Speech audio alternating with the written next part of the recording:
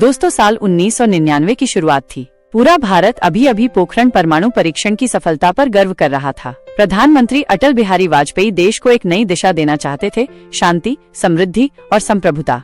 अटल वाजपेयी जी पाकिस्तान गए, वहाँ मीनार-ए-पाकिस्तान पर फूल चढ़ाए। ये बहुत बड़ी बात थी। दुनिया ने कहा ये नेता इतिहास बनाएगा, पर पाकिस्तान की सेना के कुछ जनरल्स को ये सब कमजोरी लगी। उसी समय पाकिस्तान के सेनाध्यक्ष जनरल परवेज मुशर्रफ ने एक गुप्त योजना बनाई, ऑपरेशन बद्र। इस ऑपरेशन का मकसद था कारगिल की ऊंचाइयों पर कब्जा करना, ताकि भारत की सप्लाई रोक दी जाए। लेह और द्रास में तैनात सैनिकों को कुछ अजीब लगा। गश्ती के लिए एक टीम भेजी गई। लेफ्टिनेंट सौरभ खत्री और उनकी टीम ने देखा कुछ लोग स्थानीय कपड़ों में थे और उनके पास भारी हथियार थे। अचानक एक गोली चली और फिर कोई वापस नहीं आया। अब साफ था, युद्ध शुरू हो चुका है। दिल्ली में अटल वाजपेयी जी ने आपात बैठक बुलाई। सभी ने कहा ये सिर्फ घुसपैठ नहीं बल्कि एक साजिश है। अब भारतीय सेना को एक ही आदेश मिला, ऊंचाइयां वापस लेनी है। कैप्टन विक्रम बत्रा, कैप्टन अनुज नायर, मेजर अचिंत्य शर्मा और सैकड़ों जवान तैयार हो गए। लेकिन आसान नहीं था। 16,000 फीट की ऊंचाई, -15 डिग्री का तापमान, ऑक्सीजन की कमी, दुश्मन ऊंचाई पर तैनात। हर चोटी को जीतने में खून, पसीना और जान लग गई। तुलोलिंग 5,140, 4,875, टाइगर हिल, हर जगह एक नई लड़ाई, एक नया बलिदान। जब कैप्टन विक्रम बत्रा को ऑपरेशन की मंजूरी मिली, उन्होंने कहा या तो तिरंगा लहराकर लौटूंगा या उसमें लिपट कर आऊंगा, पर लौटूंगा जरूर। रात के अंधेरे में वो पहाड़ चढ़े, दुश्मन के बंकर में घुसे और सुबह रेडियो पर बोले, सर हमने पोस्ट ले ली। पूरा देश झूम उठा।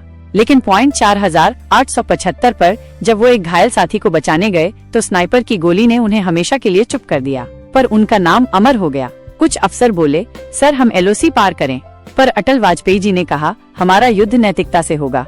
हम 1 इंच भी पार नहीं करेंगे, लेकिन 1 इंच भी छोड़ेंगे नहीं। अमेरिका, रूस, फ्रांस सभी का दबाव था, पर अटल वाजपेयी अडिग रहे। कैप्टन अनुज नायर के शहीद होने की खबर पर उनकी मां ने कहा, एक बेटा गया है, पर देश के लिए 100 बेटा और भेज सकती हूँ।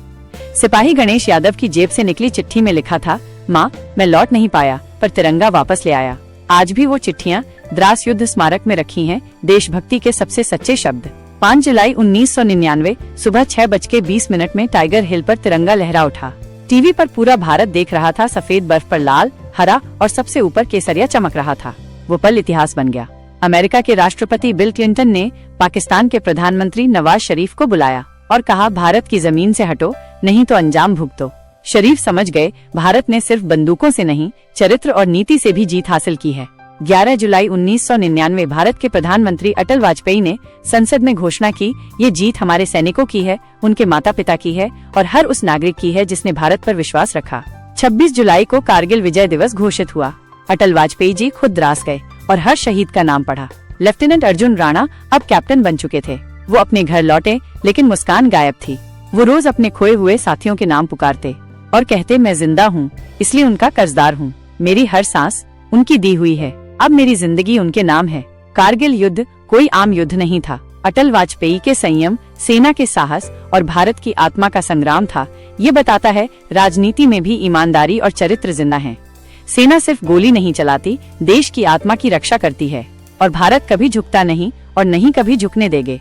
दोस्तों, उम्मीद है कि ये कहानी से आपको बहुत कुछ सीखने को मिली होगी। अगर आप मेरे चैनल पर नए हो तो मेरे चैनल को लाइक और सब्सक्राइब करना ना भूलें। धन्यवाद।